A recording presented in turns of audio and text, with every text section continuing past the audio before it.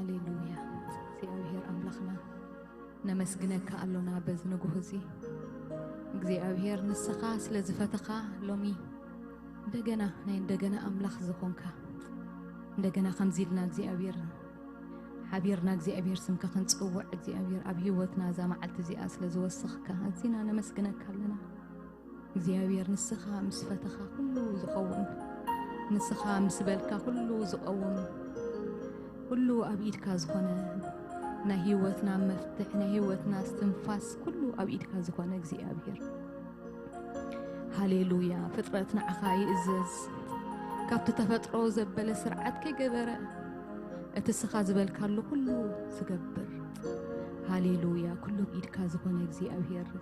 ንፀሓይ ምስ ኣዘዝካ በቃ በቲ ተኣዘዘቶ ትኸይዳላ ንወርሒ ንኻብቲ ንኩሉ ንባሕሪ ወቅያኖሳት እግዚአብሔር በቃ ካብቲ ዝበልካሎም ደረት ክሓልፉ ዘይክእሉ እግዚአብሔር ንስኻ መስተንክር ኣምላኽ ኢኻ ንስኻ ገባር ተኣምር ኢኻ እግዚአብሔር ከም ዝናትካ ዝገብር የለን ንስኻ ኢኻ ኣምላኽ ኣማልኽቲ ንጉስ ነገስታት ዝኾንካ እግዚአብሔር ነዚ ንጉስ እግዚአብሔር ነመስግነካ ኣለና ተመስገን ሃሌሉያ ሃሌሉያ ሃሌሉያ ኩሉ ዝኾንካ እግዚአብሔር ሃሌሉያ ኩሉን ብኩሉን ኣብ ኩሉን ትርከብ ኣምላኽ ሃሌሉያ ኣምላኽና ምስበልናስ ኣቤት ትብል ንጉስና ምስበልናስ ኣለኹ ትብል ኣቦይ ምስበልናስ ኣለኹ ጓለይ ትብል እግዚአብሔር ሃሌሉያ እንስኻ እንቋዕኩንካ ኣምላኽና ዓይኒ ዝገበርካ የእዛን ዝገበርካ ሃሌሉያ ሃሌሉያ ተመስገን እግዚአብሔር ነመስግነካ ኣለና እግዚአብሔር ተመስገን ሃሌሉያ ሃሌሉያ ቶም ኣብ ቤትካ ዝነብሩስ ብፃኣን እዮም ኩሉ ግዜ ድማ ይውድሱኻ እንተባህለ እግዚአብሔር ኣምላኸ ንስምካ እንውድሶ ኣሎና ንስምካ ልዕል ነብሎ ኣሎና ሃሌሉያ ሃሌሉያ ተመስገን እግዚአብሔር ሃሌሉያ ዝገበርካ ንስኻ ኢኻ ንስኻ ጥራይ ክትመስገን ንስኻ ጥራይ ልዕል ክትብል እግዚአብሔር ብቑዕ ዝኾንካ ኣምላኽ ሃሌሉያ ዘለኻ በቃ ትዘለኹ ዘለኹ በሎም ከም ተባህለ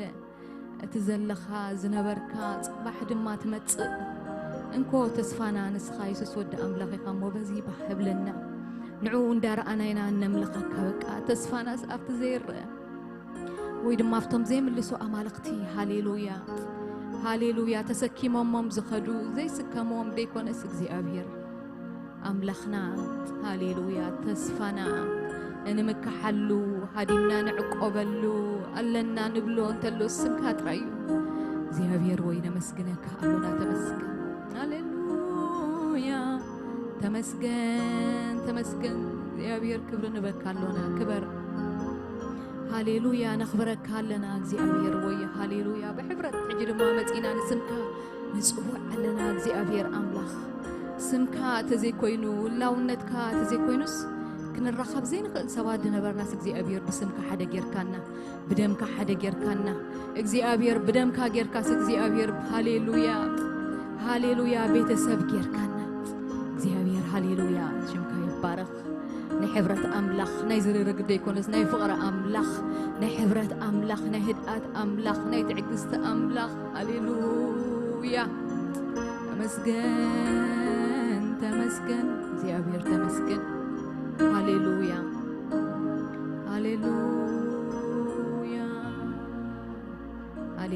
መብርና ኣምላኽ ይሁን ቃል እግዚአብሔር ከንብብ እሞ ኣምላኽና ክንባርኽ ኮይና እግዚአብሔር ይባረኽ ሃሌሉያ መዝሙር ዳዊት 34 ዘሎ ከም ዝብል ቃል ኣሎ እግዚአብሔር ኩሉ ግዜ እባርኾ ውዳሲኡ ንሓዋሩ ኣብ ኣፈዩ ነፍሰይ ብእግዚአብሔር ክትሕበን እያ ትሑታት እዚ ሰሚዖም ክሕጎስ እዮም እግዚአብሔር ምሳይ ኣዕብይዎ ንስሙ ሓቢርና ልዕል ነብሎ ንእግዚአብሔር ደለኽዎ መለሰለይ ካብ ኩሉ ፍርሃተይ ኣናገፈኒ ናኡ ዝጥምቱ የንጸባርቑ ገጾም ከቶ ኣይሓፍርን እዚ መስኪን እዚ ኣእወየ እግዚአብሔር እውን ሰምዖ ካብ ኩሉ ጸበብኡ ከዓ ኣድሓኖ መልኣኽ እግዚአብሔር ኣብ ዙርያቶም ዝፈርህዎ ይሰፍር የናግፎም ከዓ ሃሌሉያ እግዚአብሔር ኢሉ ሰናይ ምዃኑ ጣዓሙን ረአዩን ኣብኡ ዝውከል ሰብ ብፁዕ እዩ نتوم زفر هو قلقوا أيقولهمني أمو أتقدسان نجزي أبهر بارخوا كراخرانا بس يسأنون يتأميون نجزي أبهر زدليو جنا سنة يزبلكتو أيقولهم زي أبيري مسكن هاليلويا هاليلويا كراخرانا بس يسأنون يتأميون نأملخ زدلي نجزي أبير هاليلويا لو مدام ما جزي أبيري مسكن حواتين أملخ دلينا ينامت إنا زلنا بك أنا زعبي بك زلينا بك أنا سوي جزي أبيري مسكن هاليلويا هاليلويا هاليلويا هاليلويا زخلو زخنا جزي أبير هيوتو هاليلويا هاليلويا بجا ذهب كندانا زحلفة هاليلويا كابز زعب بفقر مونت هالو هاليلويا زي أبيرنا مسكنك هالونا تمسكن هاليلويا شمكا نبارك لنا هاليلويا هاليلويا كبرن هبك لنا زي أبير زي أبير أملاقي بزيك زي أبير أملاقي هاليلويا نأمرنا نلبنا نقولو تنانا زي أبير أملاق كمال أبك توم أملاق زدلي توم نجزي أن توم ناوز تأمتو بك أجزهم هاليلويا كتو أحفر زي أبير مسكن توم زدلي وقع بك زي أبير نسو ملس الليل زي أبير باركة كل فرحاتي دما أنا قفني بك زي أبير مسكن بك أتزدلي زبالس بك مش يركب يزبلنا بك ما تصقع قع زبالة يخفتلو دليو قدركو بك هاليلويا ما تصقع قع حبلو خفتلكم هاليلويا زي أبير مسكن كم زيلو تسفى ذهبنا هاليلويا أملاخ يزلنا زي أبير قويتها يزلنا زي أبير مسكن هاليلويا تمسكنك زي أبير نمسكنك ألونا كنافرنا خفيتنا أنا مسكنك ألونا زي أبير تمسكنك زي أبير بكله نمسكنك ألونا زي أبير بكله تمسكنك زي أبير نسخاخة مسكن زقبأك أملاخ رزقك هاليلويا هاليلويا هاليلويا نفسنا هاليلويا أباخا قريبا دحينا ثريفا زي أبير نعخا دليا زي أبير زي سأنتك زي أبير تصويعتك زي سكتك هاليلويا اللقو زبلك زي أبير لو مو سلزل خاننا ويتهزينا نمسكنك هلونا تمسكنك زي أبير هاليلويا هاليلويا خبرنا عخايكم كبري كبري كبري كبري اسخاط راي وسدو هاليلويا املخونا اخاط راي زي ابير يزقبا امو زي ابير افلط اون بكالنا بقى نسخايخا املاقنا نبلالنا نسخايخا كوحنا نبلالنا نسخايخا زي ابير صلالنا نسخايخا زي ابير صقعنا والتانا هاليلويا صادق سبق ايغوي مو بقى او دما يعقب كم تباله هاليلويا سمكا زي ابير صنع جنبنا ايو نبخا غوينا دما يعقب زي ابير معقوبينا هاليلويا هاليلويا تمسكنك زي أبير هاليلويا هاليلويا أساقيري ولو نقري نعخا دلين دي تريفة بينا أساقيري ولو نقري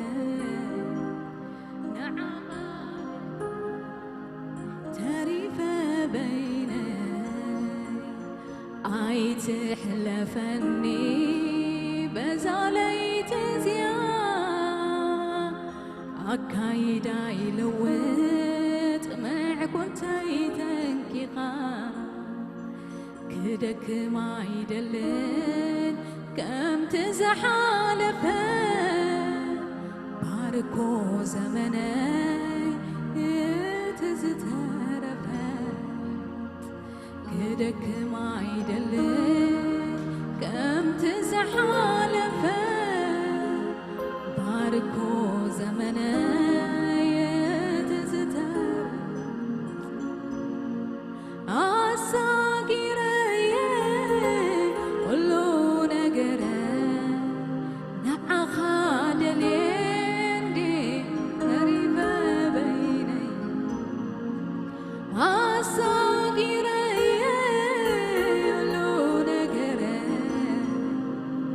نعخا دلين دي تريفة بيني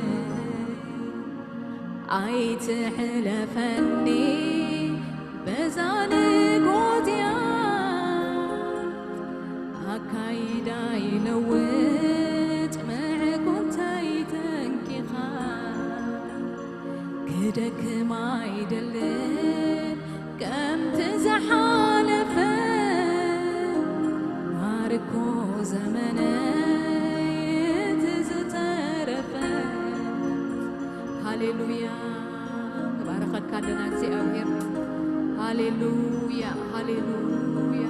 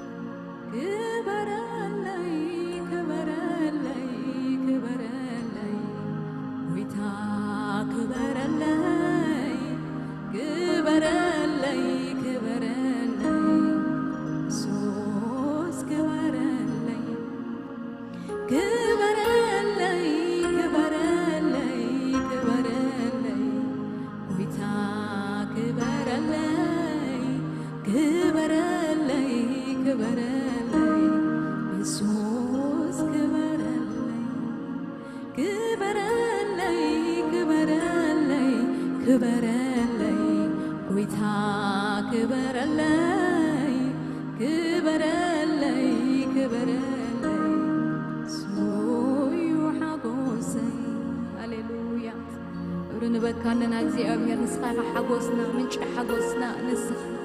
ምንጭ ሰላምና ንስኻ ሃሌሉያ ክበረለይ ክበረለይ ሶዩ ሓጎስና ክበረለይ ክበረለይ ክበረለይ ጎይታ ክበረለይ ክበረለይ ክበረለይ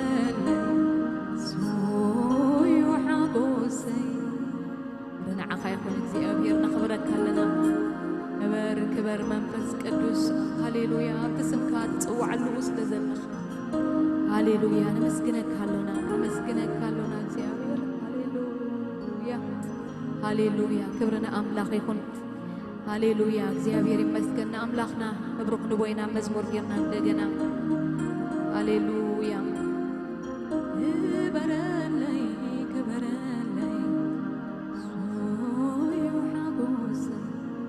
كبرلي كبرلي كبرلي ويتا كبرلي كبرلي كبرلي سويو حقوسي كبرلي كبرلي كبرلي ويتا كبرلي كبرلي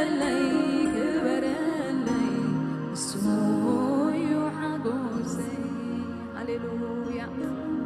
هاليلويا زحقوس እግዚአብሔር حيلنا ስለዝኾነ هاليلويا زحقوس እግዚአብሔር ንልብና ንውሽጥና ፍስሓ ስለዝኾነ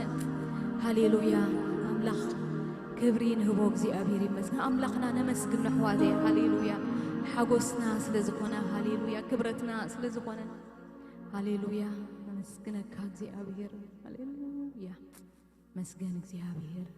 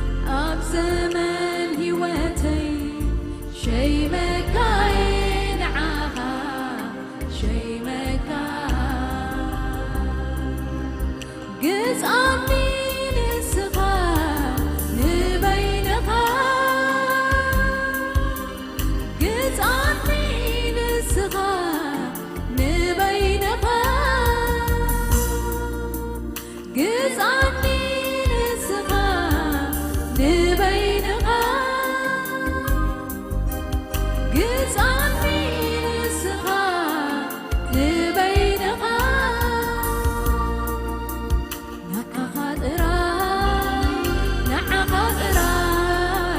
نعا خاطراي يا زمن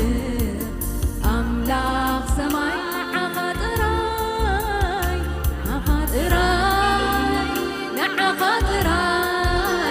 نعا خاطراي يا زمن أملاك سماي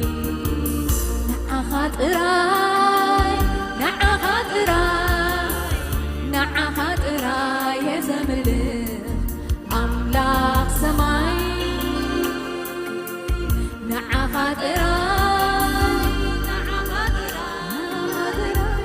خاطراي يا زمن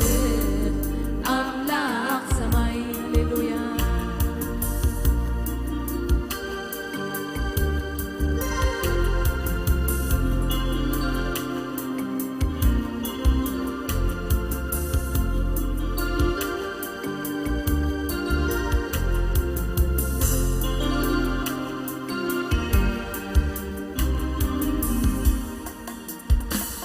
نخالق أملاك أيام الغني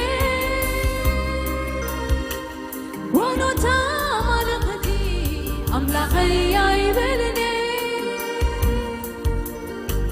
نخالق أملاك أيام الغني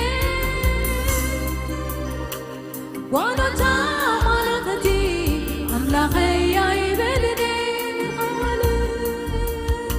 نخالق أملاك أيام الغني ونوتا ملقتي أملاكي يبلني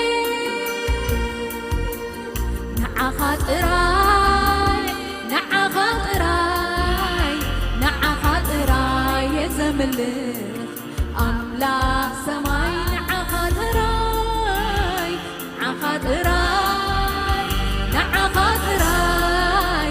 نعا خاطراي يا زمن أملاك سماي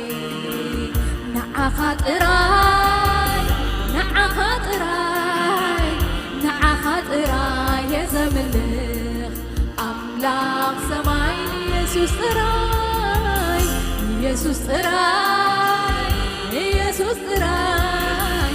يسوس طراي يا زمن أملاك سماي مقدسي وانا هيا أتوان حلمي هيا حنفون مقدسي وانا هيا أتوان حلمي هيا حنفون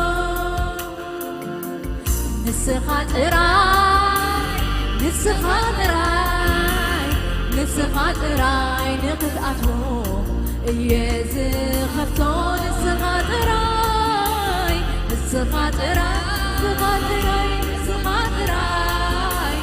نسخة طراي نقد أتوم يزخفتو هللويا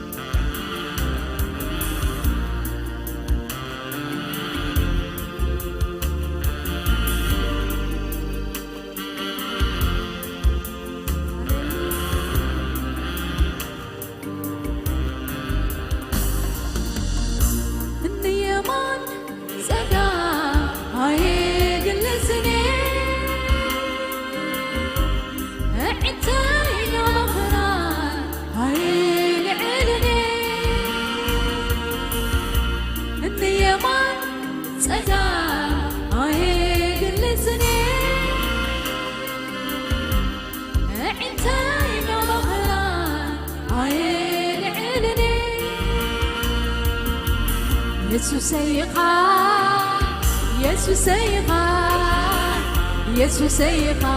أملا حقي كاب قدم كاب تنتي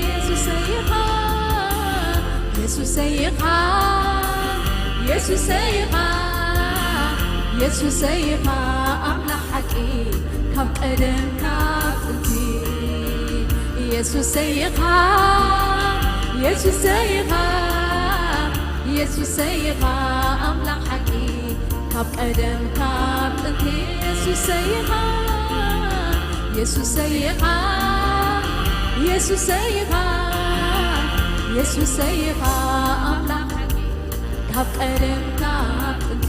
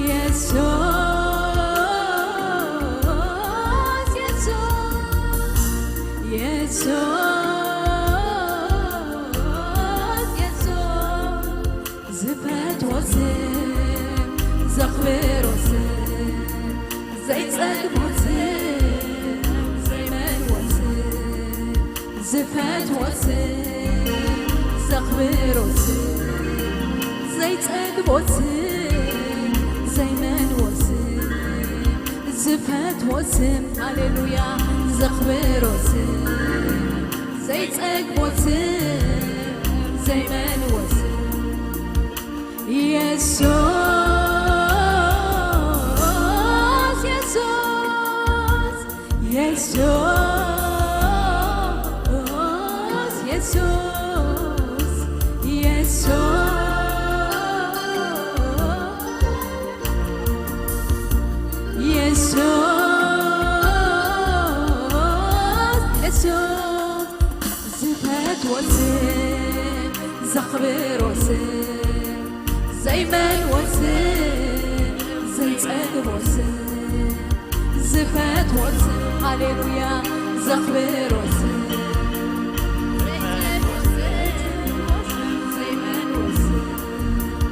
زفات وسم يسوس زخبر وسم زي من وسم ጸግቦስ ካብ ኣፈይ ኣይፈልዮን ስምካ መመሊሰ ኢየሱስ ዝብለካ ካብ ኣፈይ ኣይፈልዮን ስምካ መመሊሰ ኢየሱስ ዝብለካ ካብ ኣፈይ ኣይፈልዮን ስምካ መመሊሰ ኢየሱስ ዝብለካ ካብ ኣፈይ ኣይፈልዮን ስምካ ደታ ኢየሱስ ዝብለካ ካብ ኣፈይ ኣይፈልዮን ሃሌሉያ መመሊሰ ኢየሱስ ዝብለካ ካብ ኣፈይ ኣይፈልዮን ስምካ ደጋጊመ ኢየሱስ ዝብለካ ጽውዕውዒለዮ ዘይመንወስም ኢየሱስ ዘይጸግቦስም ጽውዕውዒለዮ ጽውዕ ተሓደርጎ ዘይመንወስም ኢየሱስ ዘይጸግቦስም ኣታ ክንደይ ዘገርም ስም እዩ ዘሎ ኣየ ክንደይ ዘደንቕ ስም እዩ ዘሎ ኣታ ክንደይ ዘገርም ስም እዩ ዘሎ ፍጹም ዘይምኖ ጸዊዕካዮ ደጋጊካ ኣታ ክንደይ ዘገርም ስም እዩ ዘሎ ኣየ ክንደይ ዘደንቕ ስም እዩ ዘሎ ኣታ ክንደይ መስተንክር ስም እዩ ዘሎ ፍጹም ዘይምኖ ጸዊዕካዮ ደጋጊካ ዘገርም ስም እዩ ዘሎካ ዘደንቕ ስም እዩ ዘሎካ መስተንክር ስም እዩ ዘሎካ ፍጹም ዘይምኖ ጸዊዕካዮ ደጋጊካ ዘገርም ስም እዩ ዘሎካ ዘደንቕ ስም እዩ ዘሎካ ኣታ ክንደይ መስተንክር ስም እዩ ዘሎካ ጸዊዕካዮ ደጋጊካ ጽውዕ ተሓደርጎ ዘይመልወስም ዘይጸግቦስም ጽውዕውዒለዮ ጽውዕ ተሓደርጎ ዘይመልወስም ኢየሱስ ዘይጸግቦስም ውዒለዮ ጽውዕ ተሓደርጎ ዘይመልወስም ኢየሱስ ዘይጸግቦስም ጽውዕ ውዒለዮ ጽውዕ ተሓደርጎ ዘይመልወስም ሃሌሉያ ዘይጸግቦስም እባርኾ ኣለኹ ነዚ ዓብ ስምካ እባርኾ እባርኾ ኣለኹ ከኣልይ ስምካ እባርኾ እባርኾ ኣለኹ ነዚ ዓብ ስምካ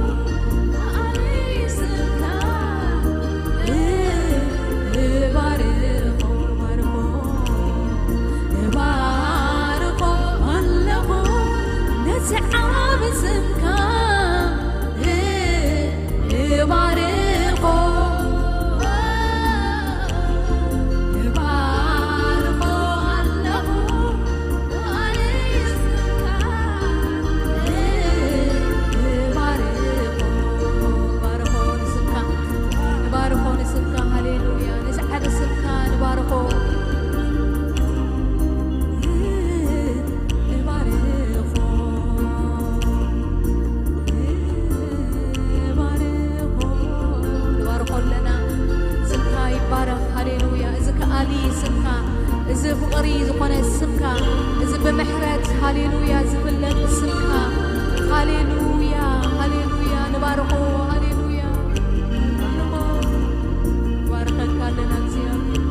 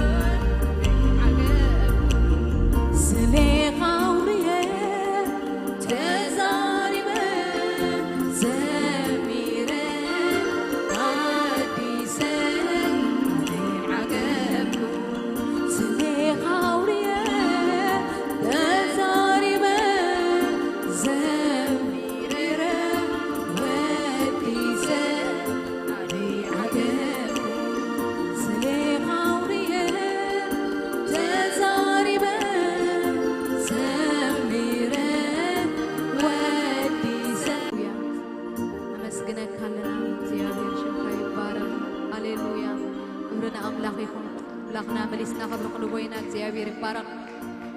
ሃሌሉያ ሃሌሉያ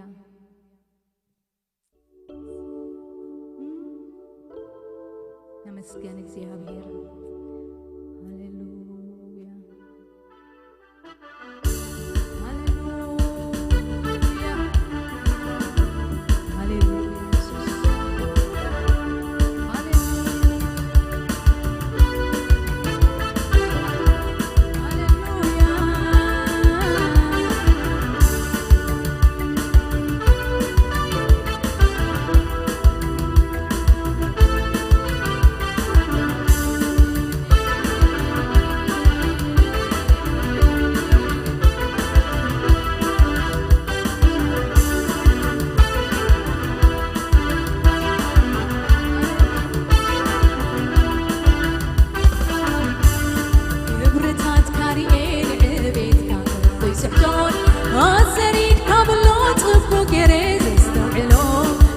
صومايك ولم بمعلم كحدي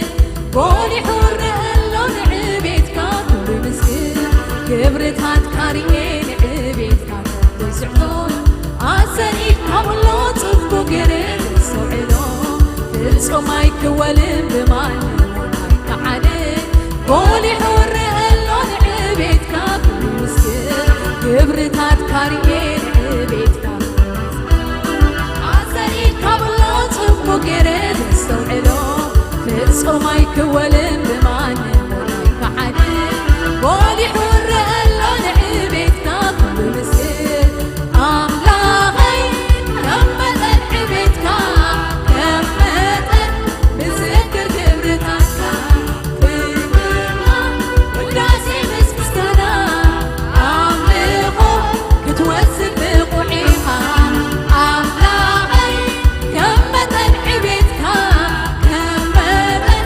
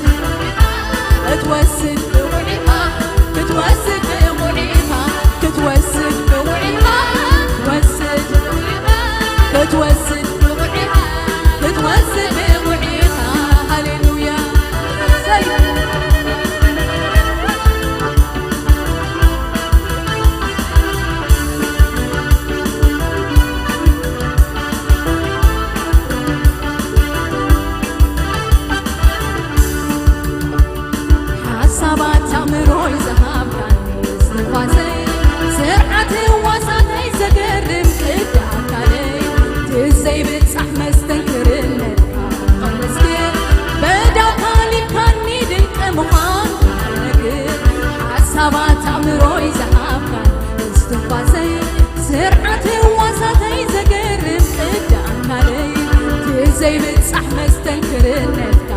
مسكين بدافاني كاني دنك مخان نقر حسابات عمروي زهابك سرعة وسط يزن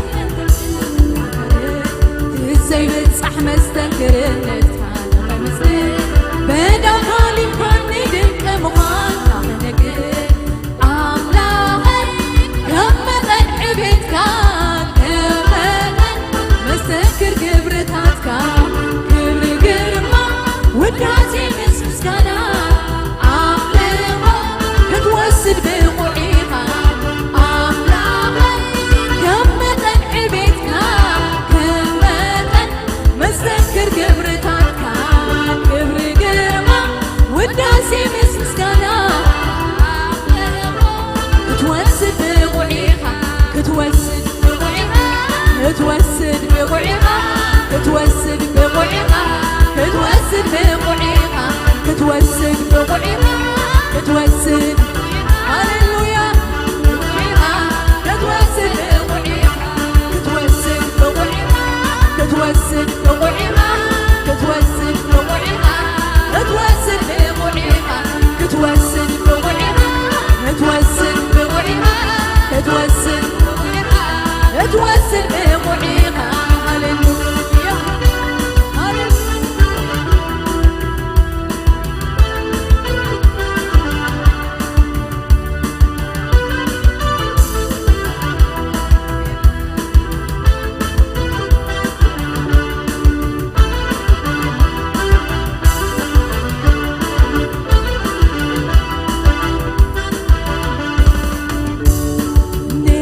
سمايات بزي عدو إنكا كم قرجا وعلما زرقشا ميلو أدمس سرعة كاين كسامس دمسقا يسمع نقلقا يئزز سمايات بزي عدو إنكا كم قرجا بقلقا زرقشا ميلو أدمس سرعة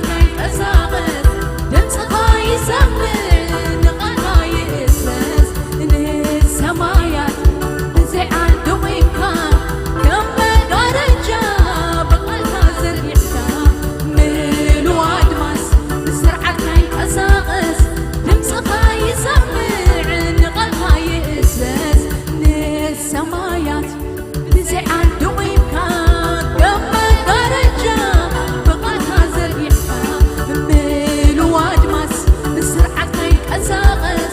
دمسقا يسمع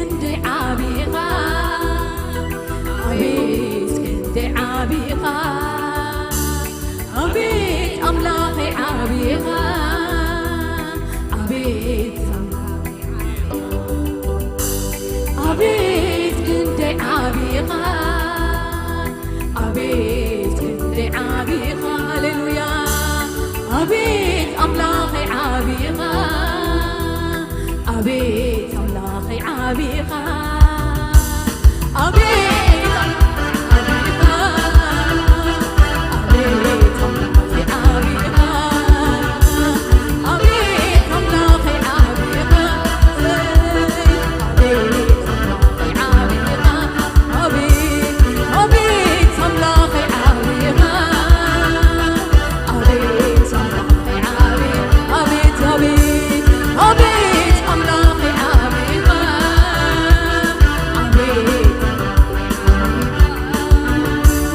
عبيد أملاخي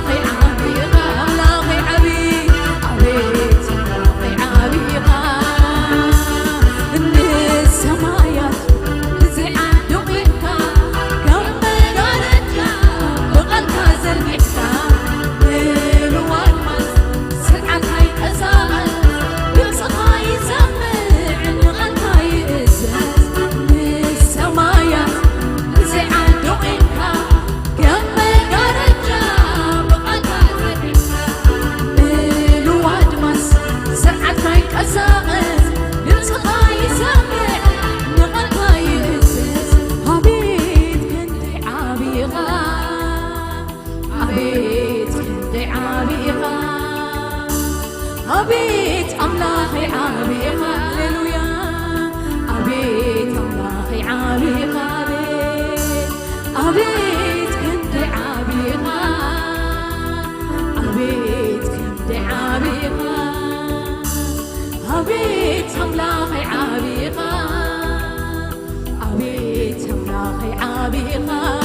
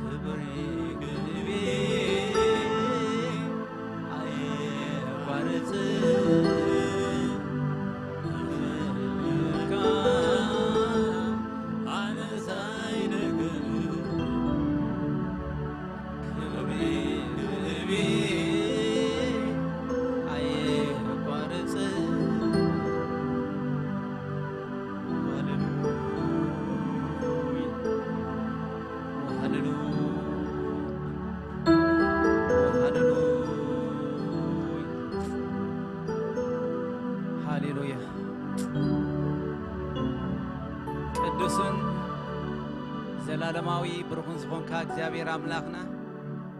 በጌታ በኢየሱስ ክርስቶስ ስም ክብር እንበካለና እግዚአብሔር አምላክ ናይ ዛረፍ ለዚያ ሰባት ስለዝገበርካና በክርስቶስ ኢየሱስ ክብር እንበካለና ሓለፋ ሁሉ ድማ እግዚአብሔር ስምና መጽሐፍ ሕይወት ምስተምድሕና ስለጸምበርካዮ እግዚአብሔር አሞጓሰ ጻድቃና ስለዘተኻና በክርስቶስ ኢየሱስ ክብር ንበካለና ስምካ ክንጽውዕ ነትብሉ ስም ክንጽውዕ ዕድል ስለዝሃብካና ተባረኽ ሕጂ ድማ ተሪፍ ዘሎ ፕሮግራማትና ኩሉ ንስኻ ክትሓልፎ ህላውነትካ ክትንክፎ ንስኻ ጥራይ ክትከብር እግዚአብሔር ንስኻ ጥራይ ክትርአ በክርስቶስ ኢየሱስ ንጽልይ ኣለና ሰማያት ኩሉ በመንፈስካ ይጽረእ እግዚአብሔር አቦ በክርስቶስ ኢየሱስ በጌታ በኢየሱስ ክርስቶስ ስም አሜን ወይታ ይባረክ ሰላም ጎይታ ምስኩሉኻትኩም ይሁን ኢየሱስ ጎይታ አሜን እግዚአብሔር ጻድቅ እዩ ዕድል ሂብና ግዜ ሂብና ከምዚልና ክንረኸብ ስሙን ጽውዕ ስለዝገበረ እዚ ዓቢ ውህበት እዩ አምላኽ መስገን ከነሰውዕሎ ይግባአና እዩ አምላኽ መስገን ምናልባት አጋሽ እንደመጻኹም ድሕዳሊኹም ሰላም ክንብሊና እሞ ድሕሪዩ ናፍቲ ዘሎ ፕሮግራማትና ክንከይዲና ወይታ ይባረክ ጋሻ ዝመጸ ንመጀመርያ ግዚኡ ወይ ገሽ ዝቐነየ ሰብ እንተልዩ ምልክት ሃቡኒ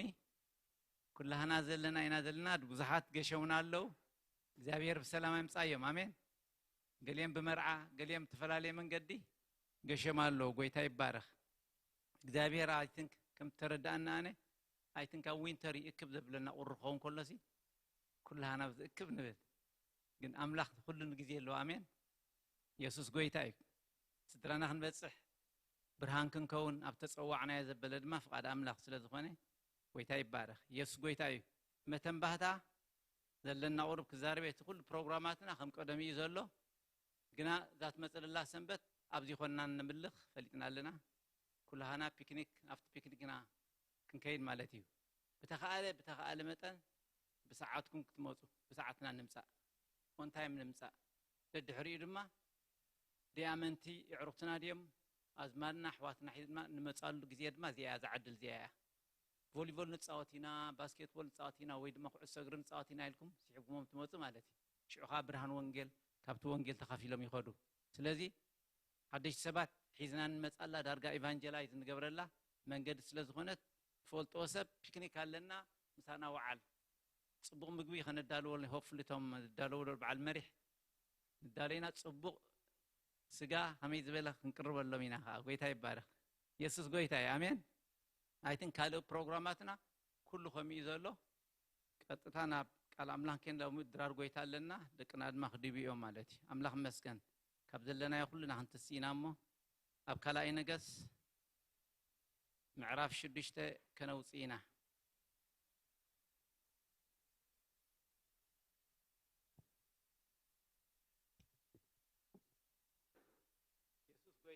አሜን እስከ አሜን በሉ እስኪ ሁሉም ኢየሱስ በሉ ኩላህና ዓዊልና እስኪ ኢየሱስ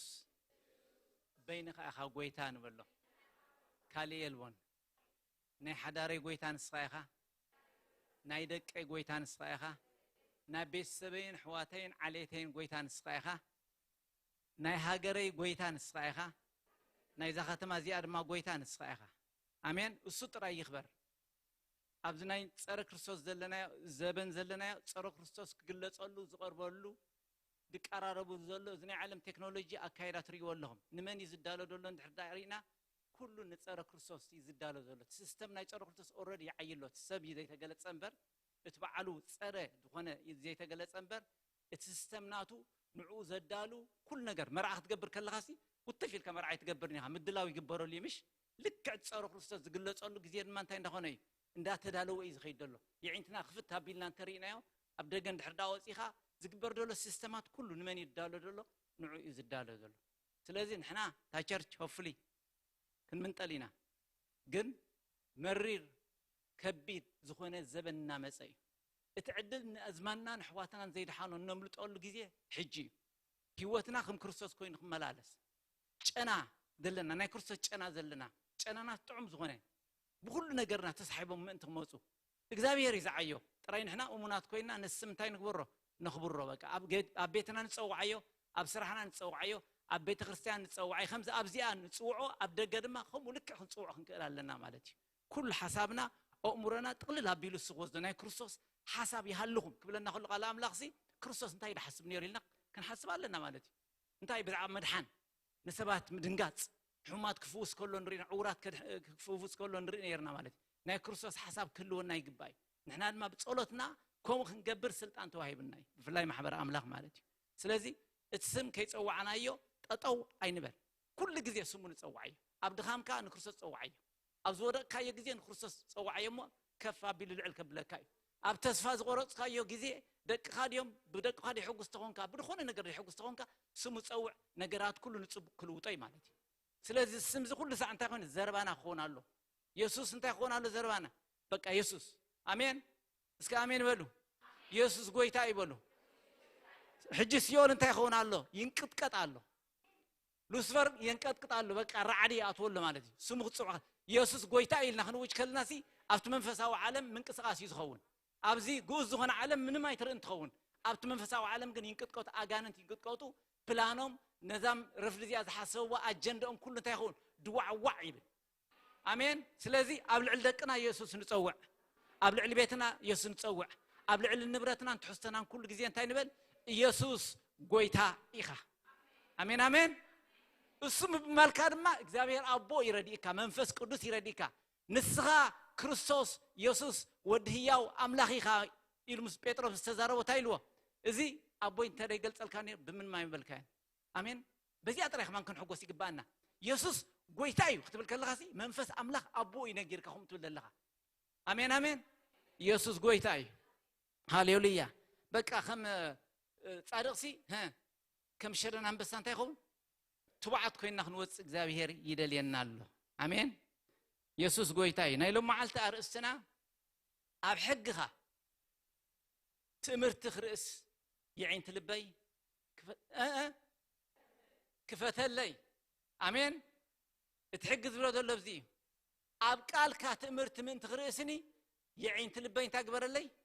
كفت اللي آمين لو معلت يعين تنا إخبار كفتناي يسوس قويتاي كلنا أبكالاي نجس معرف شدشته كاب شمونت كجمريه سقع عسران سلسلة زلوا خلنا ببينا حبيركم سايم بوبو قويتا يبارك هاليلويا بقويتا بيسوع كريستوس سمكم بويه نقول سوريا دمامس إسرائيل تواجه مستمقلوا خا أبتوتا أكلن كسفرية إلو تماخره اتنيام لخسب كأن نقول إسرائيل أبزابوتا زيا سوريا وان يوردوا اللومو بآخي تحلف تتنقق إلو لأخلو تنقص إسرائيل دما نابتا تي ناي أملاح سب زنقورو زمعدون بوتا يسدد نبره أباها حنسا كل تسع تراي زي كونه نرؤسو تتنققه لبي نقص سوريا دما نزنقزي تشبره نتم قلاو تصويعها كاباناس اتمس نقص إسرائيل حساو من مخانو أي تنقرون يخم بلوم حد خواتهم قلاو خا قويتاي نقص كم أي كونن جناخي إلسا إتأب إسرائيل زلوا نبي إتأب تأتكسلا حلفينيها تزارب كزربا ننقص إسرائيل ينقرأ إيو بله نصد مالي أخو خمس قص نص أبي الله أبي كم زلوا خيدو رأيو بله نوخ أب دوتان الله إلهم كأنا جروه شو عفراسن سرقلالات بوزح سراويتن غيرنا وسدده بليت مسيوم دما نتاختم خببوا تقولي أملاخ سب أنجيوتن سيو مسوس أخا إنه سرايت أفراسن سرقلاتن نتاختما كبيبوا نبره تقولي أدما أي قويتاي أنت خن جبرينا برو نسوا خابتم مساتات زلوس مسانا زلو يبصحوا مو أي تفرح بولو إلسا دما هو إخبار المنكا الله كرس عين تخفت إلوس الله إخبار كان عين تأتي من السي كفتهم رأي إنه دما أبزوريا إلسا اتخرن نحوي أفراس سرقلاتان مليو ونبره ناوم سوردو خا إلسا المنكا الله نزهز بزي بعروت وقعية إلو ناب إخبار تصلي كم تقال إلسا دما بعورة وقعم شو إلسا تم مجدي زي أي كونتن اتاختم خا زي أي كونتن ناب تدليو سبأي كوزدوكم سي ددحريس عبو بلوم ناب سماريا دما وصدم خونخا أب سماريا مسأتو إلسا وإخبار كريوس عينت زي أتم كفت بله إخبار ما عينتهم كفته قاعد أهلنا تصلينا قدوس إخبار أملاخنا بقويتا بيسوع كريستوس كبرنا بكالنا حجر ما منشنا كله فلتات نسخيها يعين تعورات تخف الدمان نسخيها زارف لزيا إخبار أبوي يعينتنا تخفيتو ክብርኻ ንሪኤላ ኣብ ቃልካ ተእምርት ንሪኤላ ክትኮነልና ብክርስቶስ ኢየሱስ ንጽልይ ኣለና እግዚአብሔር አቦይ ንስኻ በሐቂ የዒንት ተኸፍት አምላኽ ምዃንካ እግዚአብሔር አሚንና ኢናሞ በክርስቶስ ያብ ህይወትና ከም ኸዕየ ከም ድማ ክኸውን በክርስቶስ ኢየሱስ ንጽልይ ነዚህ ያው ቃል ከም ትዝግባእ ኮይኑ ከዓይ እግዚአብሔር በተፈላለየ መንገዲ በሐሳብ ካብ ስፍራ ዘውጽ አጋንንታው ዝኾነ ውዲት ኩሉ በክርስቶስ ኢየሱስ ተአስረ ይሁን በመንፈስካ እግዚአብሔር አቦይ ሰማያት አጽሪ ነትበራር ገበል ድማ ኢድካቱ ጋአዮ በኢየሱስ ክርስቶስ ስም እግዚአብሔር አቦይ ገለሕዝና ሎምኽን ከይድ እግዚአብሔር ኃይል ክትበና በክርስቶስ ኢየሱስ ንጽልይ ኩሉ ክብር ንስኻ ውሰዶ በክርስቶስ ኢየሱስ ስም አሜን አሜን ጎይታ ይባርኩን ከፈሉ ሃሌሉያ አርስና እንባር ኣብ ሕግኻ ትእምርት ትኽርስ ይዒንተይ ክፈተለይ ክልተ ዓይነት ትዒንቲ እዩ ዘሎ ስጋዊ ዓይን ኣሎ መንፈሳዊ ዓይን ድማ ኣሎ እግዚአብሔር መንፈሳዊ ዓይንትና ዝተኸፍተ ክኸውን ይደልየና ኣሎ ማለት እዩ አጸቢቕና ክንርኢ ምእንቲ መንፈሳዊ ዓይንትና ዝተኸፍተ ክኸውን ይደልየና እግዚአብሔር መስገን ኣብ መጽሐፍ ቅዱስና ብዛዕባ ዓይንቲ ብዙሕ ይዛረብ ቃል አምላኽ ብዙሕ ይዛረብ ካው ናራአና ክንከይድና እግዚአብሔር ኣብ መዝሙር 148 ታይብል እግዚአብሔር የዓይንት ዕውራት ይኸፍተን አሜን ስለዚህ እግዚአብሔር የዓይንት ዕውራት እንታይ ይገብር ይኸፍት የዓይንትኻ ክፈስ እንታይ ክትገብር ከም ዘለኻ ኢና ሎም ረፍት ክንመሃር ማለት እግዚአብሔር ክመረና ከመይሉ የዓይንት ሰማያዊ ዓይንትና ዝኸፈት እንድሕር ላይ ዓይንትኻ እተኸፍተ ሰብ ኮንካ ከምቲ እግዚአብሔር ዝርዮ ጌርካ ኢኻ ነገራት ክትርኢ ትጅምር ነታ ኣብ ጎንኻ ዘሎ ሓውኻሊ ሓብትኻ ክትሪኣ ከለኻ ከምቲ ኣምላኽ ገይሩ ዝርያ ጌርካ ኢኻ ትርኢ ዓይንትኻ እንተ ተኸፊቱ ማለት እዩ ንኹነታት የዓይንትኻ ተኸፊቱ ከምቲ እግዚአብሔር ዝርዮ ጌርካ ኢኻ ትሪኦ ንዘበናት እግዚአብሔር ዓይንትኻ ተኸፊቱ ከመይልካ ከም ትገብሮ የሪኤካ ማለት እዩ ስለዚህ ንዘበናት ከይተረፈሲ ኣረኣያ እግዚአብሔር ትርኢ ማለት እዩ ስለዚህ ኩሉ ግዜ የዓይንትና እተኸፍተ ኮይና ክንቀሳቀስ እግዚአብሔር ይደልየና ኢየሱስ ጎይታ እዩ ስለዚህ ናይ ዝመንእሰይ ዝርኢና ኢና ቅድሚ ናይ ዝመንእሰይ ምዝራበይ ግን ኣብ መጽሐፍ ቅዱስ ኣብ ዘህሉቕ 13 ድሕር ዳኣ ከይድና ሙሴ ካብ ስግር ጆርዳን ነቶም ሰለልቲ እግዚአብሔር ታይልዎ 12 ሰባት ካብ ነፍስ ነገድ ካብ ድኾነት ነገድ ካብ ኩሉ ነገራት መረጽሞ ነታ ምድሪ ማዓርን ጸባን ትውሕዝ ምድሪ ክስልይዋ ስደዶም ምስ በሎ ሙሴ ድማ ካብ ነፍስ ወከፍ ነገድ ሓደ ሰብ መሪጹ ምስ ሰደዶም ነታ ምድሪ ሰልየማ እቲ መሬታ ከመይ ምዃኑ ተን ከተማታት ከመይ ተማውደሉ ህዝቢ ነገሳትን ሓያላትን ድኹማትን ምዃኑ ታ ምድሪ ረቃቕን ወይ ረጓድን ምዃና ርእዩ ምስ በሎም ን40 መዓልቲ ሰልየም ምስ ተመልሱ ካብቶም 12 ሰባት እንድሕር ዳሪኹም 10 ኦም ከም እግዚአብሔር ገይሩ ዝርኢ ኣረኣያ ዓይኒ ኣይነበሮምን ካሌብን ኢያሱን ግን ከም ናይ እግዚአብሔር ኣረኣያ ዓይኒ ይነርዎም ስለምንታይ እንድሕር ዳኢልና እቶም ሰባት ነቲ ህዝቢ ሪፖርት ክብዎ ከለው ኣብኡ ኸይድና እታ ምድሪ ከምታ እግዚአብሔር ዝበለና ማዓርን ጸባንያ ትውሕዝ ንህልኩም ዝወይኒ ዘለላ ሒዝናልኩም መጺና ብዓቂ ዓባይ ሃገርያ ከመይ ዝበለ መሬት ዘለዋ ጽቡቕ ኣእዋም ኣለዋ ግናኸ ኢሎም መሽዑ ሪኢኹም ኣለኹም ደቁ ዓና ቁራአና ንሕና ሳብዒንቶም ከምንታይ ነበርና ከመንበጣ ነበርና ርእዎም እንታይ ዓይነት ኣረኣያ ይርኡ ነይሮም ማለት እዩ እቶም ክልተ ግና ንምንታይ ከም ዝትገብሩ ኢሎም ኢያሱን ካሌብን እንታይ ገይሮም ኣረኣያ እግዚአብሔር እዮም ዝርኡ ነይሮም እግዚአብሔር ሲ ባሕር ከም ዘሳገሮም ካብ ግብፂ ክንደይ ተኣምራት ገይሩ ከም ዘውጾም የዒንቶም ንዕዩ ዝርኡ ነይሩ አንቱም ከም ይኾነን ንሕና እግዚአብሔር እንተፈቲኹ እትወና እዩ ናብታ ምድሪ ንኹሎም ክንስዕሮም ኢና እናበሉ ክዛረቡ ኩሉ ንርኢ ሕጂ ኩሉ ግዜ ከምታ እግዚአብሔር ዝርኦ ጌርና ክንርኢ ኣለና ነገራት ማለት እዩ ሎሚ ንምሃሮ ዘለና የዒንቱ ተኸፍተ ሰብ እግዚአብሔር ከም ዝርኦ ገይሩ ዝርኢ እዚ ናይ ኣምላኽ ሰብ ድሕር ዳልና ኤልሳ ኣገልጋሊ ምስ ኤልሳ እዩ ኤልሳ ትምህርቲ ክገብር ከሎ ክንደይ ግዜ ዝረኣዮ ሰብ እዩ ግናኸ ምስ ወፀ ካብቲ ገዛስ እታ ከተማ ተኸቢባ ብሰራዊት ሶርያ ሕጂ ኣኽራናት ይርኢ ኣሎ ሰራዊት ሶርያ ድማ ይርኢ ኣሎ ወጎይታይ እንታይ ክንገብር ኢና ኢሉ እቲ ናይ ኣምላኽ ሰብ ምስ ወፀ ግን ናይ ሰራውያን ሰራዊት ኣይኮነን ዝርኢ ነይሩ እንታይ ዳ ብሓዊ ነበልባል እትኸበበ ነበልባል ሓው ተኸቡ ፈረስን ፈረስኛታትን ይዝርኢ ነይሩ ማለት እዩ ርእዮም ክልተ ሰብሲ ኣብ ሓደ ቦታ ጠጠው ኢሎም ከሎሲ ተፈላለየ ነገር ኣረኣያ ኣለዎም ንሕና ድማ ልክ ኣብዚ ህይወት ድማ ከምኡ ዓይነት ኣረኣየና ኣብ ዝኾነ ነገር ከም ናይ እግዚአብሔር ከም ቃል ኣምላኽ መሰረት ጌርና ተረዲእናዮ ሕማቕ ኣለና ማለት እዩ ስለዚ እግዚአብሔር ዝደለና ከምቲ ኣምላኽ ዝርኦ ጌርና ክንሪኦም ዘለና ውላድና ሕጂ ብዙ ሰሪዮ ኮይኑ ኣብ ሕማቕ ነገር ተይሪ ኮይኑ ከመይ እግዚአብሔር ይርኦ ነቲ ቆልዓ ተስፋ ከም ዘለዎ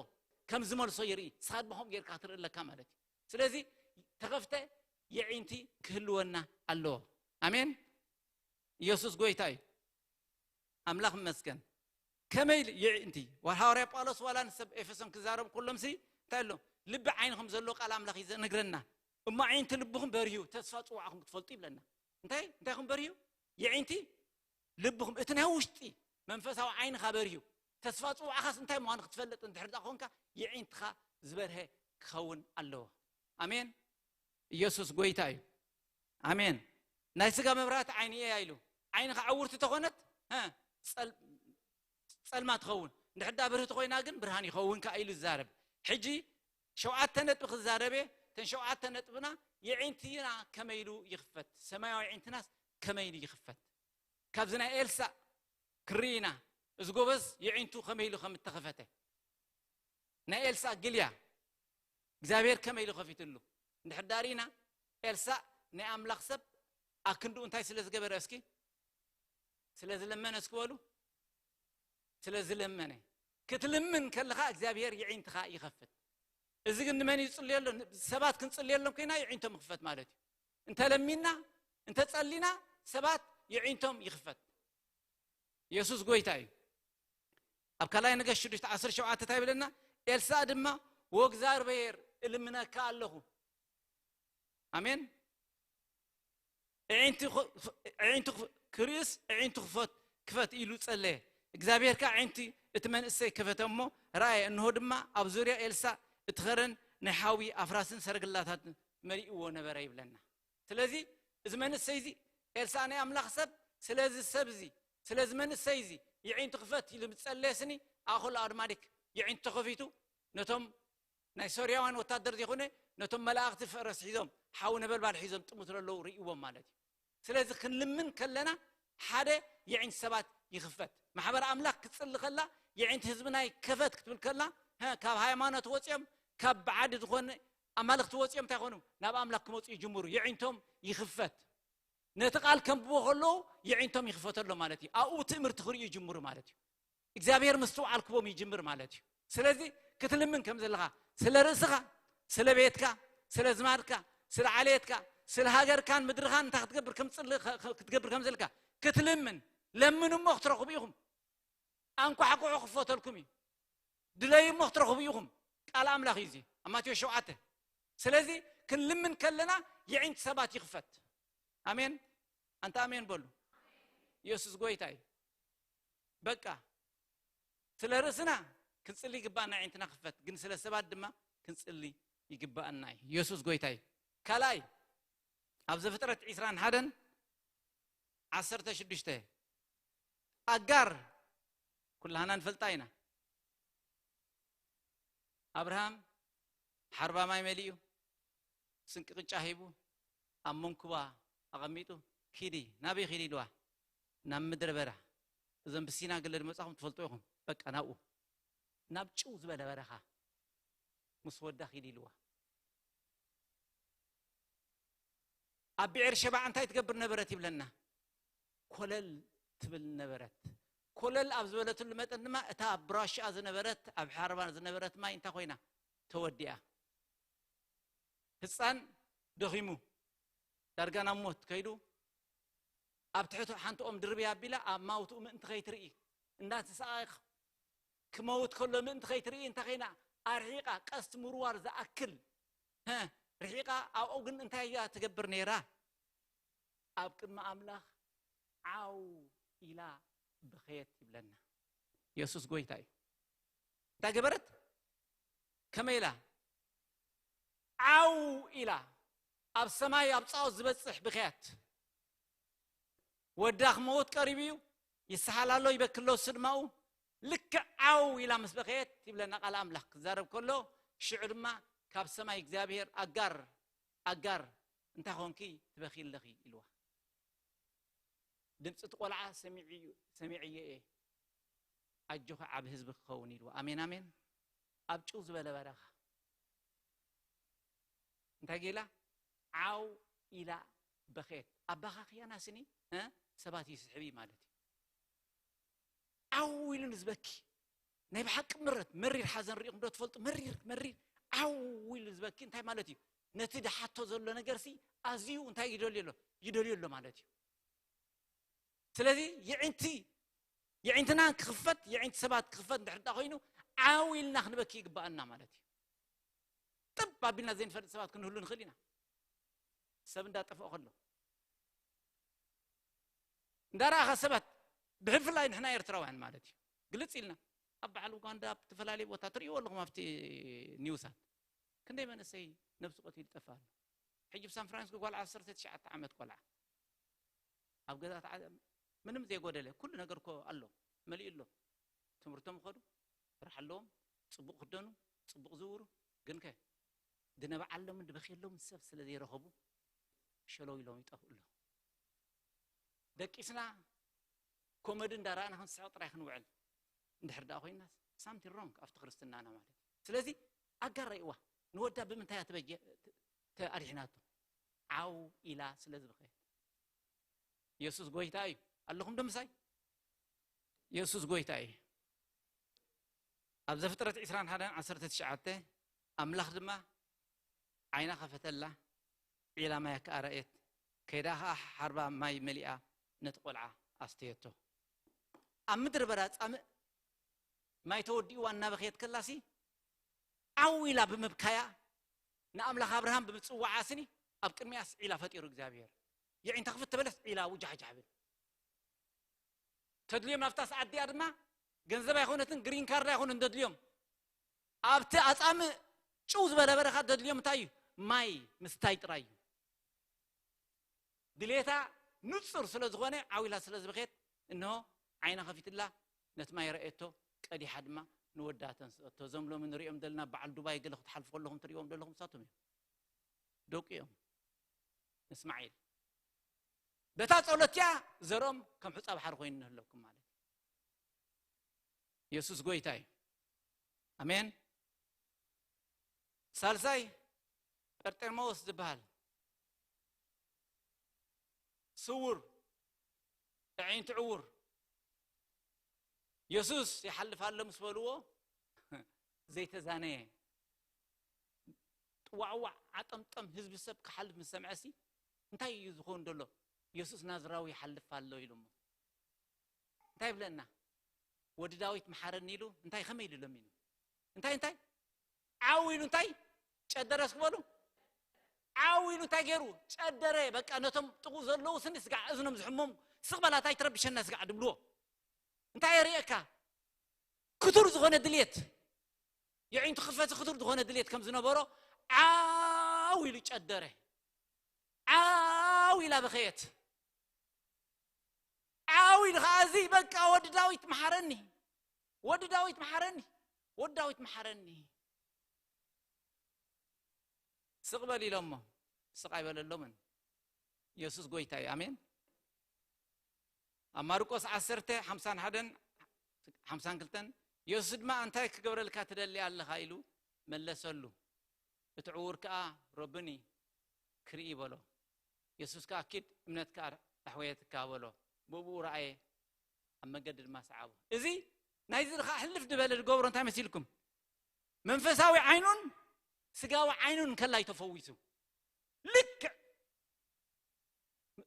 ረአ ምስ በሎ ምስ ረኣየስ ደድሕሪ ድማ እንታይ ግብረና ሰዓበ ጀድ በሊ ሓፀርቲ ግዜ ነይረኖ ጎይታ ድሕሩቕ ግዜ ክስቀል እዩ ሓፀርቲ ግን ምስ ጎይታ ቅርብ ግዜ ዝሕልፍ እዩ በቃ ኢየሱስ ጎይታ እዩ ስለዚ እንታይ እዩ ዓው ኢሉ ጨደረ ኣጻላልያናስ ይውስን እዩ ማለት እዩ ኣጨራድራናስ ይውስን እዩ ማለት እዩ ኩሉ ግዜ ኢቫንጀሊስት ክንገብር ከለና ሓንቲ ምሳሌ ድቦም ኣሎ እዚ ሲ ስዊሚንግ ፑል እዩ ንዓኻ ዋርድያ ገይሮም ንብዚኣ ሕጂ ቆልዑ ከዓ ብዙሓት ኣለዉ እዚ ካብ ኩሉ ዓሌት ተኣኪቦም ደቂ 10 ደቂ 5 ከምዞም ናእሽቱ ደቂ ናብ ዝውፅእ ዘድብሉ ማኪና ከይርገፁ ትሕልዎም ልክዕ ከምኡ ኣን ሓላው ተባሂለ እዚኣ ግን ስዊሚንግ ፑል እያ ግን ኣብ ክንዲ ማይ ሓደ ክፉእ መፂ ለይቲ ፊስቶ ዝኾነ ኣሲራ ቀሚጥላ እታ ዋርድያ ጥራይ ኣነ ከዓ ጥራይ ዝፈልጣ ኮፍ ኢለ ሓልዩኹም ኢልኩምኒ ገንዘብ ክፈል እየ በዓል ደመወዝተኛ እየ ሕጂ ቆልዑ እንዳተፃወቱ ክዘሉ ሓፂር ሰቕዲኖም ቲፎ እዮም ዳኣትዉ ኩሉ ግዜ ልማዶም እዩ እዛ መዓልቲ እዚኣ ግን ኣሲድ ተኳዒዋ ኣሎ ኣብኣታ ኣቲስ ሕቕቕ ይብል ትቆልዓ ማለት እዩ ኣነ ከዓ ሓላው ተባሂለ ብዚኣ ኮፍ ኢለ ኣለኹ ሕጂ ቆልዓ ክመፅእ ከሎ هابته وي غرغش دحن بلت قلع شمو كمص كل እንዳዘለ حصير ገይሩ كزلل كوي غرغش ተጠንቃ ጽባ የሆነ ከይት ኸይት ዲድ ብሎ ወይ ድማ አታቆላ ሞት አለብዚ አይኸውኒ ከሆነ አይኽልኒ እዝብሎ ሕጅረይዎ አጻው አነስ ውስኒ ተገዲስካ ወይ ድማ ዩቲዩብ ሒዘ ፌስቡክ እንዳራው ኸ አታቆላ ተጠንቆ ዲኽብል ፌስ ቴሌፎናይን ገለይን ደርቢ አተግደፍ ግደፍ ግደፍ ሞት አለ እድብሎ ልክ ዘማዝማናን ዓሌተናን ዘይድሓኑ ልክ ናብኣስ ሲደም ዝኸድደሎ ከመልካ ትጽውዑ ከመልካ አኻ ከተድሕኖም ተሐስብ ደለኻ ማለት እዩ ከመልካ አኻ ይዕንቶም ክፈት ኣሲድ መሃኑ ክሪእዎ ትገብር ደለኻ ሕጂ ወሳነት ኣሎ ማለት እዩ ኣዚኻ ምጭዳር ማለሲ ነቲ ነገርሲ በቃ ከመጠን ለዓሊ ትደልየለኻ ማለት እዩ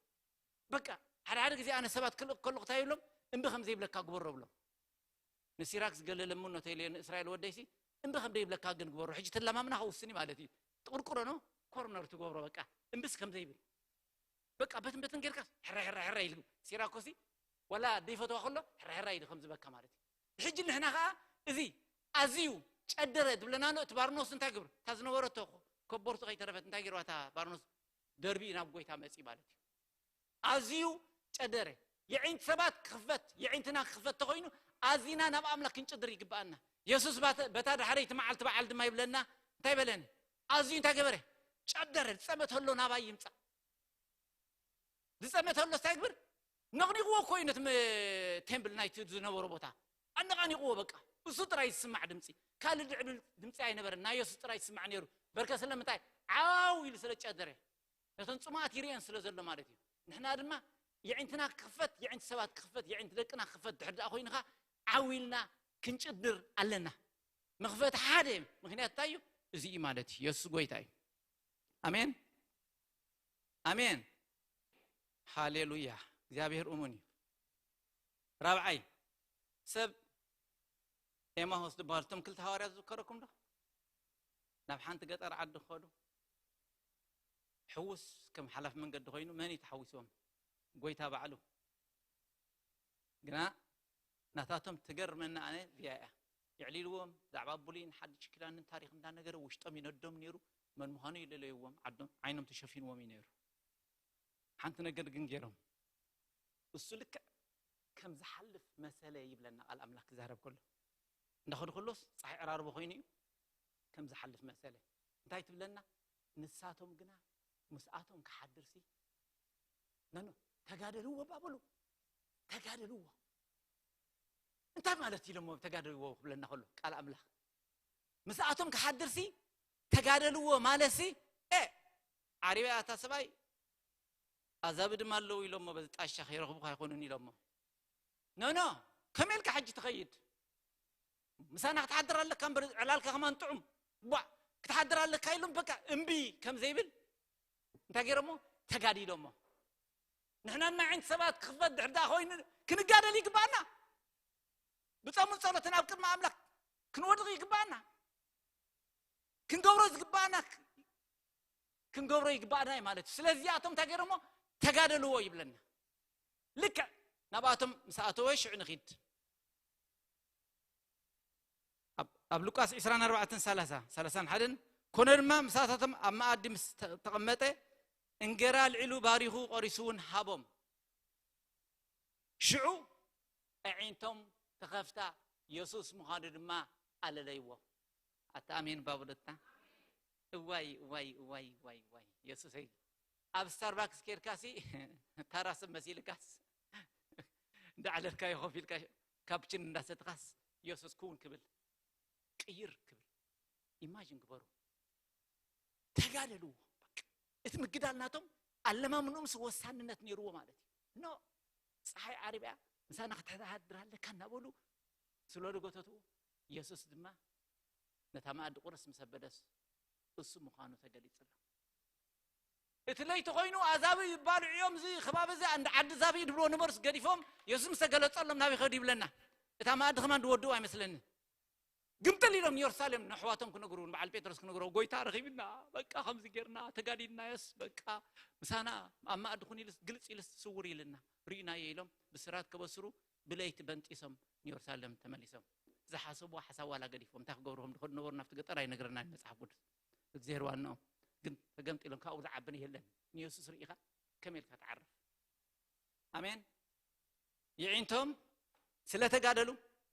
ከሐደስ ስለለመንዎ ይዒንቶም ተኸፊትሎም አሜን አለሁም ደምሳይ ወአለና በሉኒ አሜን አሜን ጎይታ ይባረክ ሃሌሉያ እቶም አብ ሓምሻይ ድማ ተም ክልተ ዕውራት ይብለና አብ ጎይታ እምነት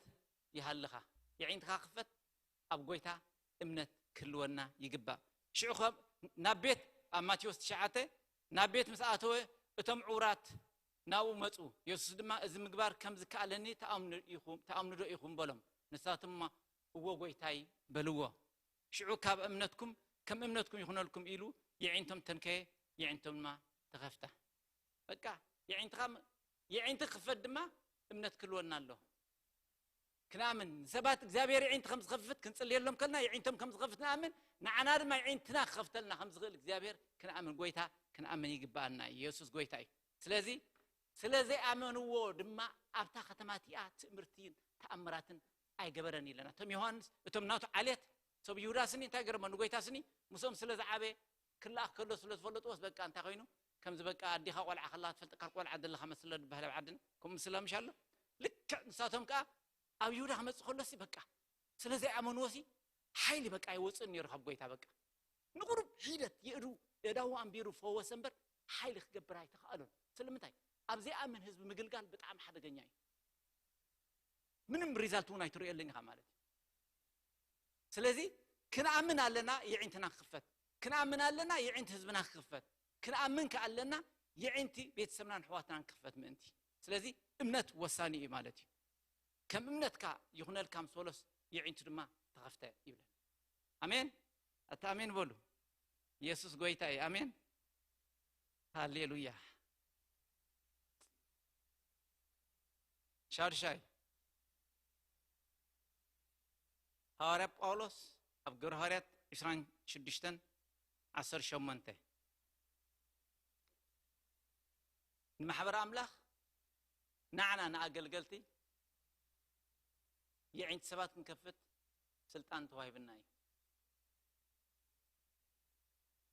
أبغر هاريات إسران شدتن 10 شمنته رأين باولوس دبلو دلو ناي بمئمان كأحد قت حتياتن رست مسكولسان كرهبو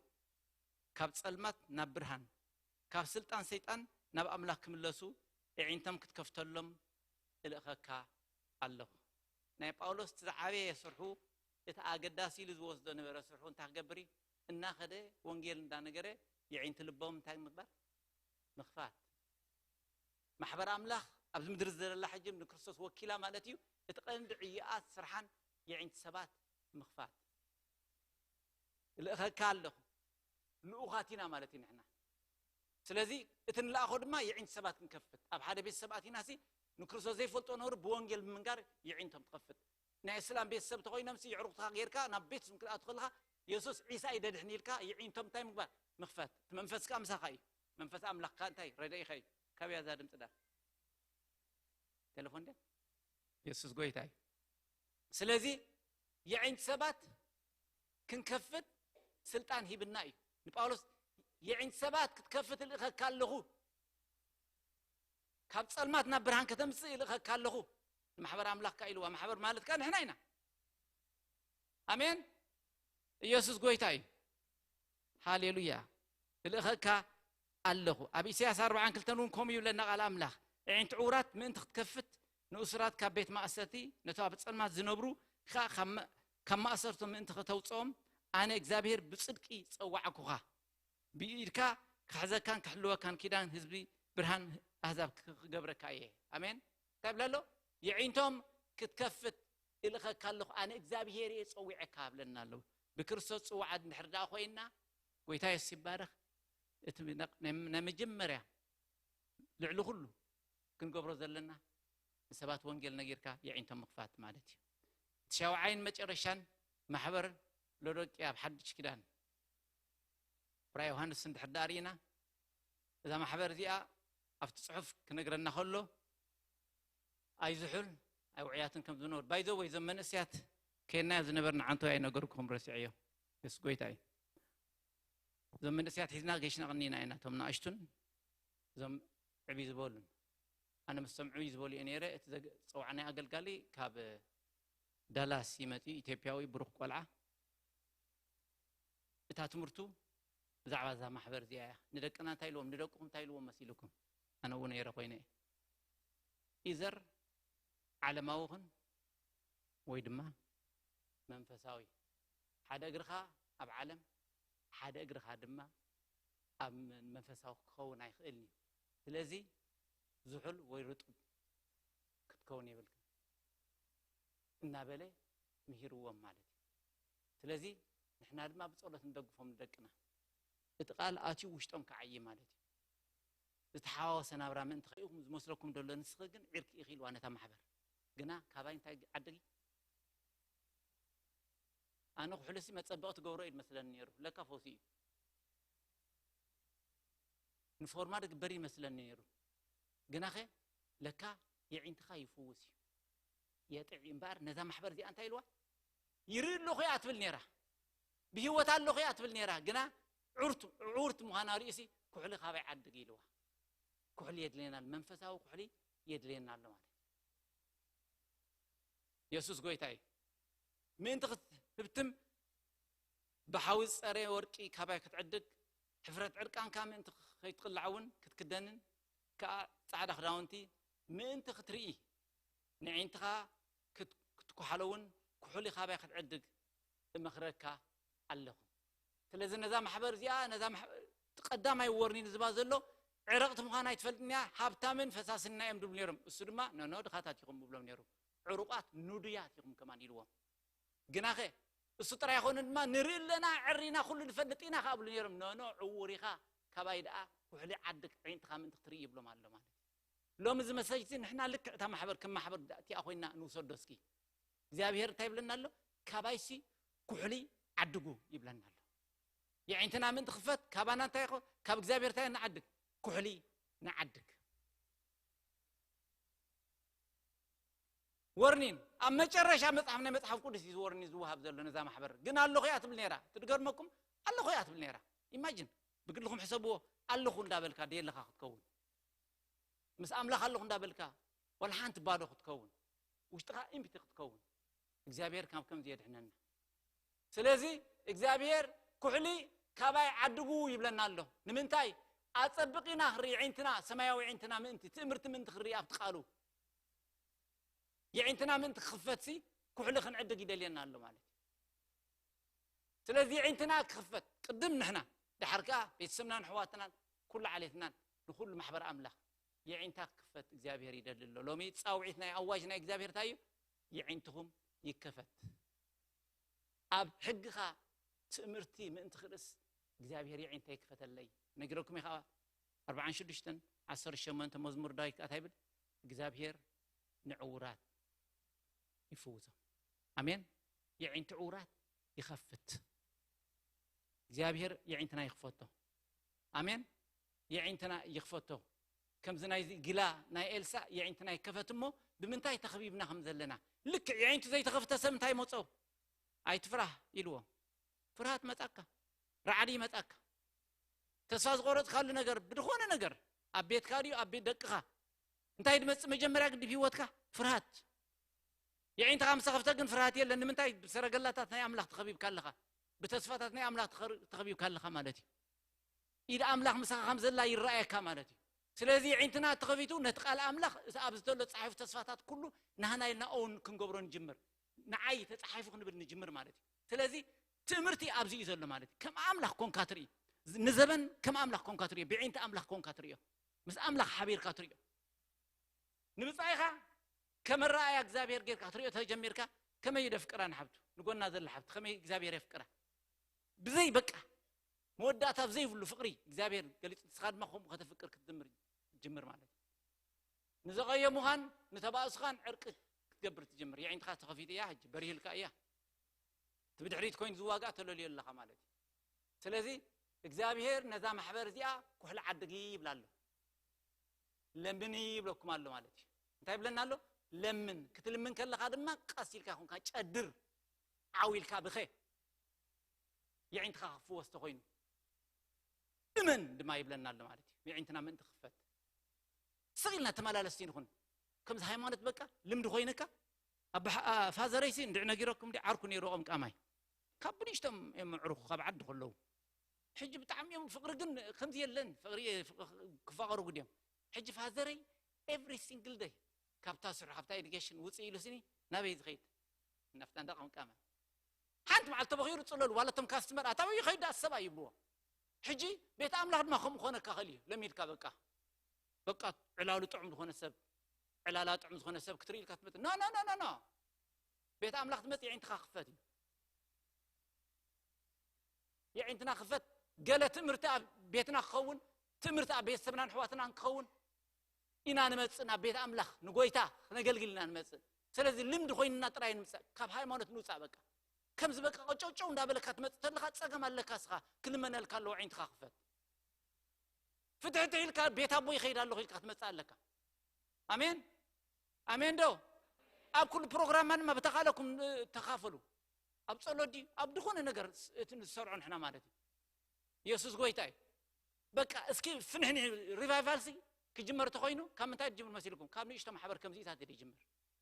በቃ ነበልባል በቃ ሆን ولا سقع منين كسرحها قدف ريتاير جيره اب وانجيل طراي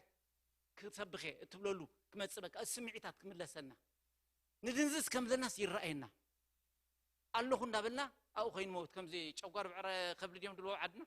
الله እንዳበለ الموت we have to be careful فنحنا احنا بالدعوه يسوس سمون من ذي خيتزارب كاتمص تخونكا يسوس كيبل كانسب كمسكر كاتمص تخونكا ጸገም አለና ማለት كلمن تايلنا عينك خفت لمن اسكولو عينك خفت ጨድር عينك خفت امن امين كحل دما عدك امين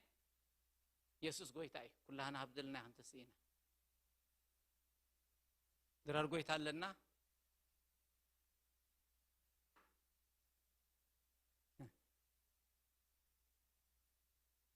ورسعير مبان 20 كاخ طل دحان حجهم صلي لينا رسعي عندي زيرو دي اوكي ويتا يبارك مساحد ما لو معلت خمسه لها تنحواتها بتاعتي بلالوا مساحه لا كلنا عبيرنا انا واخ كيد ويتا يباركم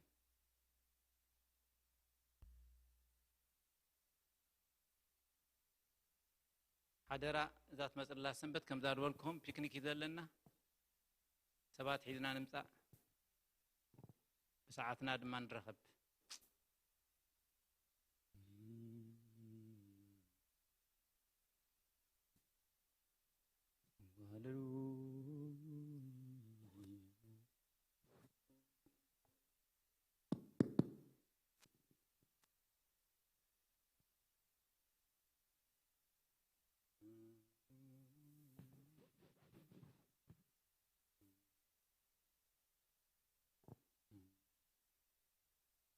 دقنا هم صيام اسكي እንዳስተንተና አንጸንህ ነው ዝመዝሙር ሃሌሉያ ሃሌሉያ ሃሌሉያ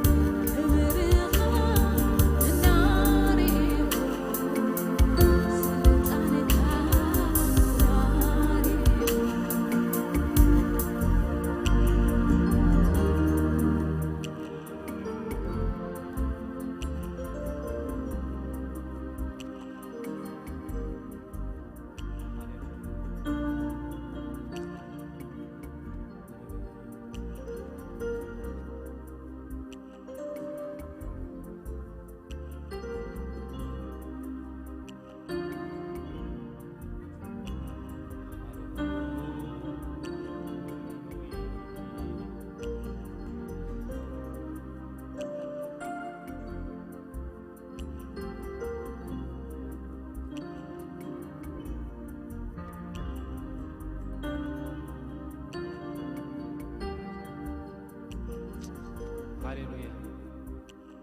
السيودنا بإنجليش كان ببيمو بتحريد ما نبيبي كن وصلنا درار بيتا 1 Corinthians 11:23 through 26. For I received from the Lord what I also pass on to you. The Lord Jesus, on the night he was betrayed, took bread, and when he had given thanks, he broke it and said, "This is my body, which is for you. Do this in remembrance for me." In the same way, after supper, he took the cup, saying, "This cup is the new covenant in my blood. Do this whenever you remember it, and drink it in remembrance of me. For whenever you eat this bread and drink this cup, you proclaim the Lord's death until he comes." Amen. بتقرني ما أنا خبوي أنا خب قويتا تقبل كوي مو نأخذكم من زنقرو كو قويتا يس بتا تتحزل لاليتي انجيرال عليه أمسكين ما قرصهم وصدوا بلعوا إذا من تقاتكم التوهبي سجاي إيو إذا إذن المذكر تاقبروا وبله كلها أنا نتيجة فستين بلعيو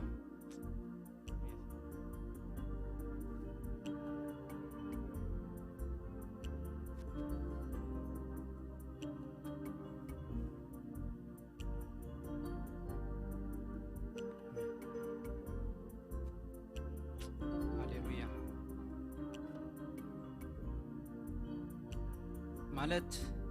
زانجرا زيا بتبلعوا إذا صوع زياون بتستيوا متن كسع قويتاز مس موتو تنقريهم سلازي خيت قبو إذا صوع زيا سد يلخيد سقعون أخلنا مالت زانجرا زيا بتبلعوا إذا صوع زيا بتستيوا متن كسع قويتاز مس موتو تنقريهم كلها أنا ما نتصوع نستيو نسكر كم زخونا أميننا قويتاي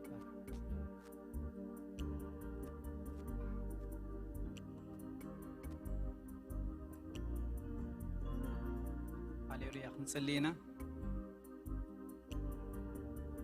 هاليلويا قدوسن زلالماوي بروخن زخونكا غويتا بتعب اسمكا بكريستوس يسوس نباركك لنا أملاك أبونا إبراهيم أملاك أبونا إسحاق أملاك أبونا يعقوب زيابي ربوس لنا كان حد ودخا سقع مهب نعلم زفكر كان سخاي خامو سلت عبه يابكا بكريستوس يسكر نبكا لنا حجر ما اغزابير نحنان دقنان ولدنا نابقدميخا اغزابير داونا زرغحنا نسخا عبي خان بلكا لنا اغزابير ابو بكريستوس يسوس قمينا زلو كل معلتات دما نعخا حليفنا نبكا لنا اغزابير بامنت كنوسخنا اتو قلبت بنا نسخا خامو بكريستوس يسوس اغزابير برهاننا دميقو خرئ اغزابير كترلنا قبل علزلهم دقنا دما اغزابير ناتكا خبر خغلص متنكافكا اغزابير كتنكفون بكريستوس يسوس نصلي علينا كما خلوم اغزابير جغانو كتتنس اغزابير برتعات كتتنس ناتكا باروت كتتنس اغزابير نرسوم تتنكفون بزحات اغزابير بونغير كتنكف بكريستوس يسوس يداونا انا بخانه لعلالنا ندقنا حيزنا زرنا حيزنا كلهم اغزابير اب قرمي خان قربهم علينا حنت نفسك خابزا ابزيات اكيمنا زلنا اغزابير كبخاي توصا مساخا نطبق قلبت كتبنا بكريستوس يسوس نصلي علينا اغزابير ابو بكريستوس يسوس وقوم كتواغالهم نسخا قدميهم كتكيد نصلاتهم ما يكبز بتن كتبتنو بكريستوس يسوس نصلي علينا عمرهم بروخ يخون اغزابير حسابهم زبل كله بروخ يخون اغزابير ابو بጌታ በኢየሱስ ክርስቶስ ስም ዝሓዝዎ ዘበለ ሁሉ ይስለጦም እታ ኣብ ዘዳግም 28 ዘሎ በረኸት ኣብ ልዕልዮም ይኹን ርእስ እንበር ጭራይ ክትከውኒኻ ተባሂሉ ተጻሒፉ እዩ እግዚአብሔር ጸላእትኻ በሓደ መንገዲ ይመጹ ግናኸ ብሸውዓተ መንገዲ እግዚአብሔር ይብትኖም ተባሂሉ ተጻሒፉለሞ እግዚአብሔር ንጸላእትና ኸም ክትብትኖም ንጽልይ ኣለና በክርስቶስ ዘማዓልት እዚኣ ናይ ለውጢ መዓልት ክትከውን የዒንትና ዝኽፈተላ መዓልት ክትከውን ድማ ንጽልይ ኣለና ካብ ህፃናትና እስጋ ዓበይትና እግዚአብሔር አቦ አባኻ ንጠቅለለ ኣብ ድንኳን ካና ኣትወላ መዓልት ትኹን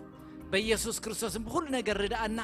ነዛብ ከተማ እዚኣ ዘሎ ኮሚኒቲ ህዝብና እግዚአብሔር ክንበጽሖ እግዚአብሔር ደገታት ክትከፍተልና ከተርሕወልና ድማ ንጽልይ ኣለና በኢየሱስ ክርስቶስ ስም አርአያ ኮይና እግዚአብሔር ኣብ ኩሉ ስፍራ ክርአ እግዚአብሔር አቦ ከም በዓል ዳንኤል እታባዓል ዳንኤል ዝነበረ መንፈስ ካድማ ንዓና ገዛልና ንጽልይ ኣለና እግዚአብሔር በክርስቶስ ኢየሱስ ክብር ንበካለና በክርስቶስ ኢየሱስ ተባረክ አምላክ አቦታትና ተባረክ ንስኻ በይንኻ ዕበ በክርስቶስ ኢየሱስ ስም እስከ እልልታን ጣቂዕትነት ጎይታ ሃሌሉያ ኢየሱስ ጎይታ እዩ አሜን ኩላህና ዳውና ክንልዕሊና በረከት ተቀቢልና ድማን ክንከይዲና አምላክ መስገን እግዚአብሔር ይባርኩምን ይሐልኩምን እግዚአብሔር ገጹ ይብርሃልኩም ጸጉኻ ይሃብኩም እግዚአብሔር ገጹ ይመለሰልኩም ሰላሙ ድማ ይሃብኩም እግዚአብሔር መውጻእኹምን ምእታውኩምን ድማ ይባርክ እዚ በረኸት እዚ ብስም አቦን ወልድን መንፈስ ቅዱስና